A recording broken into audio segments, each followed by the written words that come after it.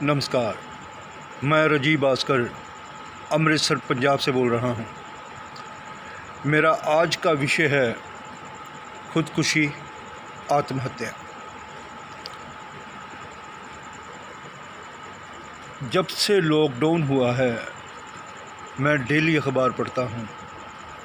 आज पूरे 6 महीने हो गए।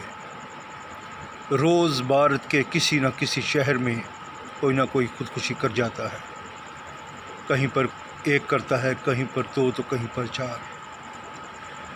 ये पढ़कर मेरा मन बहुत दुखी होता है। और मैं ये भी देखता हूँ कि हमारे भारत में न जाने कितने धर्मगुरु हैं। हर धर्म के कोई भी धर्मगुरु इस विषय पर नहीं बोला कि लोगों को जागरूक करे कि भाई खुदकुशी करने से आप अपनी प्रॉब्लम में ख़त्म नहीं कर लेते। पहली बात तो ये कि जो बंदा खुदकुशी करता है उसका प्रभाव उसके बच्चों पर, उसके माता पिता पर, उसके भाई बहन पर क्या पड़ता है कि जीवन में कोई प्रॉब्लम आए तो भाई खुदकुशी कर लो। और होता भी ऐसे है। उसके बच्चों को जीवन में क्या प्रॉब्लम नहीं आएगी। अरे नानक दुखिया सब संसार। प्रॉब्लम तो हर बंदे को आती है। तो फिर आपका बच्चा भी कल को गले में फांसी लेकर मर जाएगा। तो आप क्या सोचते हो कि मरने के बाद आपको नया जीवन मिलेगा? अरे नहीं भाई, आप टाइम बाउंड हो गए। जहाँ आप मरे वहाँ से लेकर जहाँ आपको जलाया गया उस शमशान घाट तक वो एरिया है आपके पास। तब तक जब तक भगवान के दिए हुए साल, दी हुई उम्र आप भुगत नहीं लेते। और शमशान घाट में आपको 12 बजे टाइम मिलेगा बाहर निकलने का। 3 बजे तक, 12 से 3 आपकी बंदी खुलेगी और आप वहीं भटकोगे जो आपका एरिया है, उससे आगे नहीं जा सकते। अब ऐसा है कि जो बंदा खुदकुशी करता है हम तो कह देते हैं कि उसने गलत किया, लेकिन वो जिन हालातों में फंसा होता है, जैसे उसके जो लेनदार हैं उसने लाखों रुपया लिया है, वो उससे मांगते हैं और वो घर में है। और घर में जो होता है ना, घरवालियाँ वो भी ताने देती हैं, मैं तो फंस गई, मैं तो बर्बाद हो गई, मेरी तो ज़िंदगी उजड़ गई। दूसरे की बीवी मीठा बोलती है, अपनी नहीं। और बंदा क्या करेगा? चलती चक्की देख के दिया कबीरा रोए, 2 पाटन के बीच में साबुत बचा न कोई। बाहर लेनदार और घर में बीवी।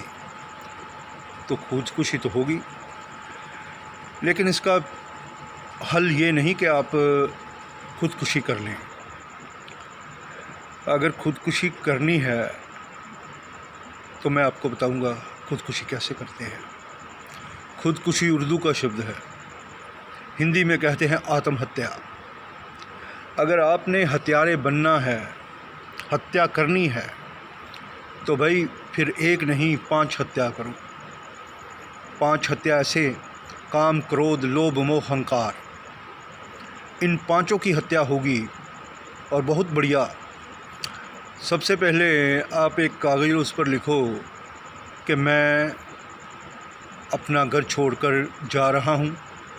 मेरे रिश्तेदारों से, मेरे भाई बहन से, मेरे बच्चों से किसी के साथ कोई नाता नहीं। और एक खाली स्टाम्प पर एक साइन करके वो कागज़ भी वहीं छोड़ दें और घर छोड़कर निकल आएँ। अगर आप हिंदू हैं तो मंदिर चले जाएं, अगर आप सिख हैं तो गुरुद्वारे चले जाएं और वहाँ पर जहाँ आपके रिश्तेदार आप तक ना पहुँच पाएँ, एक कंबल ले लें छोटा सा और मंदिर में जाकर आप ये कहें कि हे भगवान, मैं आपकी शरण में आया हूँ, मेरा मार्गदर्शन कीजिए। अगर सिख हैं तो कहें, हे वाहेगुरु सच्चे पातशाह, मैं आपकी शरण में आया हूँ, आप मेरा मार्गदर्शन करें। और एक कंबल बिछाकर मंदिर में उस पर बैठ जाएं और राम राम का जाप शुरू करते हैं। सिख हैं तो कंबल बिछाकर वाहिगुरु वाहिगुरु का जाप शुरू करते हैं, और जाप ऐसे करना है कि आपकी आवाज़ दूसरे के कान तक ना पहुँचे। 1 घंटा जाप, 1 घंटा आराम, 1 घंटा जाप, 1 घंटा आराम, ऐसे करते करते आप 11 दिन निकालो, 21 दिन निकालो, 41 दिन निकालो, आपकी खुदकुशी होनी शुरू हो जाएगी। और जब 6 महीने बीतेंगे, आपका नया जन्म होना शुरू हो जाएगा, और 1 साल बाद आप एक नया जन्म ले चुके होंगे। कल को आपके घर वाले भी आपको मिलेंगे तो वो आप पर फ़ख्र करेंगे। कल को आपके बच्चे किसी प्रॉब्लम में आते हैं, वो यही रास्ता अपनाएंगे। अरे भाई, इन जाप को आप इतना मामूली मत समझो। ज्यों ज्यों ये जाप चलता है, आपको इसमें सफलता मिलेगी। आपको बहुत अच्छी खुशबुएं आनी शुरू हो जाएंगी सिर्फ़ 1 महीने बाद। उसके बाद क्या अनुभव होंगे ये सिर्फ आप जानते हो, क्योंकि सबका अनुभव अलग अलग होता है।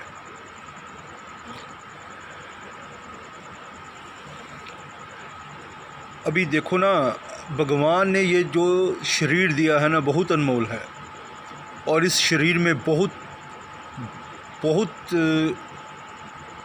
जिज्ञासाएं हैं। इस शरीर में बहुत कुछ करने लायक है जो आप कर सकते हो। देवता लोग भी तरसते हैं इसको। अभी देखो, एक दिन में भगवान ने कितने अच्छे मुहूर्त दिए हैं, और रात तो भरी पड़ी है। रात में जो बात है वो किसी में नहीं। अभी रात को 11 से लेकर 1 बजे के बीच धरती करवट बदलती है, रिचार्ज होती है। उसमें बैठकर आप कोई भी पाठ कर सकते हो, जैसी आपकी समस्या है उस समस्या को लेकर। और उसके बाद 12 से 3 महानिशा काल, 10 महाविद्याओं का टाइम। माँ काली का पाठ कर लो, माँ बगलामुखी का कर लो, माँ षोडशी का कर लो, माँ कमला का कर लो, नहीं तो कोई और शमशान की साधनाएं हैं, आप वो कर सकते हो। अरे मर के भी तो अपने शमशान में जाना था ना, तो शमशान की साधना करने से आपको डर किस बात का? वो आपके काम आएंगी। इसके बाद 3:30 से 4:30 तक एक बहुत बड़ा मुहूर्त होता है, जिसे कहते हैं ब्रह्म मुहूर्त, अलोकार। उसमें आप ओंकार उपासना करो, विपश्यना करो, जो महात्मा बुद्ध ने दिया है हमको। हर प्रॉब्लम का हल जो है ना, हमारे वेदों में है भाई। ऋग्वेद, यजुर्वेद, सामवेद, अथर्ववेद, भगवत गीता में है। आप कोई जाप 32 लाख कर लो, आपका भगवान ने जो आपका लिखा है ना कि आप धक्के खाओगे, पलट जाएगा। एक भिखारी भी राजा बन सकता है 32 लाख जाप करने पर, और आप कर सकते हो। एक लड़की ने इसलिए सुसाइड कर ली कि वो जब घर से निकलती थी तो गली के मोड़ पर उसको लड़के छेड़ते थे, उसने घर के सुसाइड कर ली। मैं ये पढ़कर बहुत दुखी हुआ। अरे भाई, तेरे को बताने वाला कोई होता कि रात को बैठ, माँ काली का जाप कर, माँ बगलामुखी का जाप कर, तो फिर देख। मेरा एक दोस्त है, उसका बैंक बैलेंस नहीं है, लेकिन साधना का बैलेंस इतना बड़ा है। आवारा कुत्तों की सेवा करता है, उसने घर में 5-6 कुत्ते भी रखे हुए हैं। तो उसकी साधना यहाँ तक पहुँच गई कि जो व्यक्ति ये सोचता है कि मैं उसके हाथ तोड़ दूँगा, उसका हाथ टूट जाता है। जो ये सोचता है कि मैं उसकी टांग तोड़ दूँगा, उसकी टांग टूट जाती है। जो बंदा उसको ज़लील करने के लिए प्लान बनाता है ना, वो खुद ज़लील हो जाता है, खुद प्रॉब्लम में फंस जाता है, उसको प्रॉब्लम देने वाला। साधनाओं में इतनी ताकत है भाई।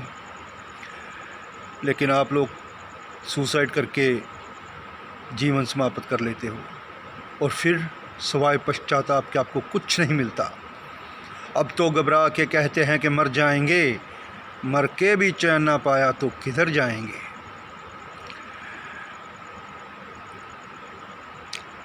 अभी एक बंदा था,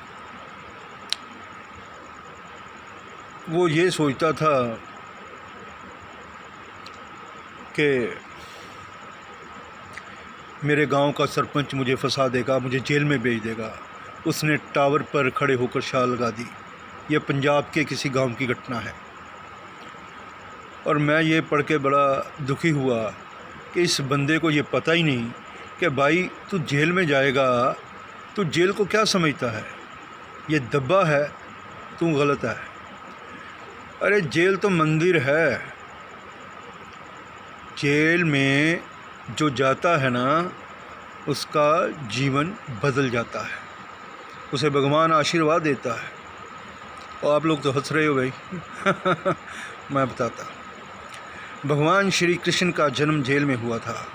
आपको पता है, जब बाबर ने यहाँ पर हमला किया था भारत में, पंजाब से होते हुए उसने गुरु नानक देव जी को जेल में डाल दिया। गुरु नानक देव जी का तप जो है, गुरु नानक देव जी की शक्ति से वो जो चक्कियाँ अपने आप चलने लगी और बाबर पाँव पड़ गया। श्री हरगोबिंद जी ग्वालियर के किले की जेल में से निकले थे। 52 राजाओं के साथ उन्हों को रिहा करवाया था। हमारे जितने भी भगत सिंह हैं, सराबा हैं, देशभक्त हैं, ये जेल में ही रहे हैं। और आज भी देख लो, देखना, जितने भी चोटी के राजनेता हुए हैं वो जेलें काट कर हुए हैं। जेल में ये बात है। अभी देखो, जेल जाओगे, जेल में, मैं तो जेल को जो तपस्थली समझता हूँ, यहाँ पर इंसान जिस तरह से तप कर सकता है ऐसी जगह और कहीं नहीं।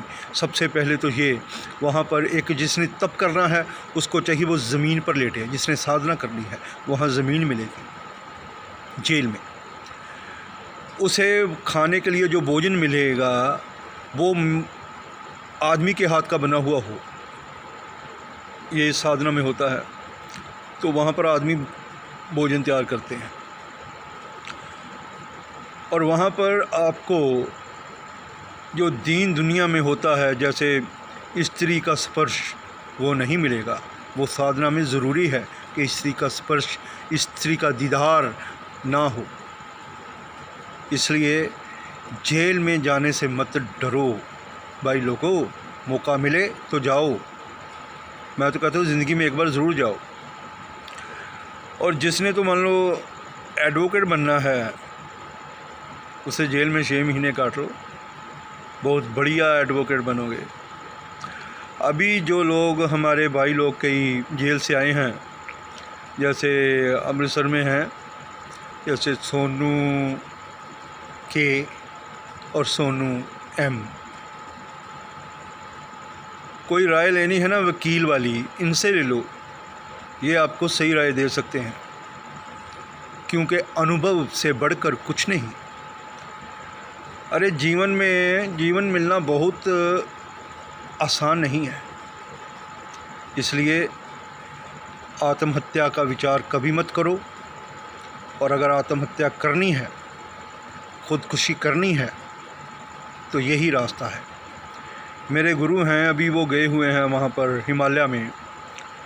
जब ही आएंगे तो हमारा विचार है एक आश्रम बनाने का, जिसका नाम रखेंगे आओ आपको खुदकुशी सिखाएं।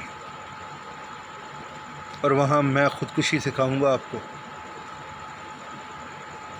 मैंने अपनी ज़िंदगी में बहुत लॉकडाउन देखे हैं, ऐसे लॉकडाउन जो आपने नहीं देखे।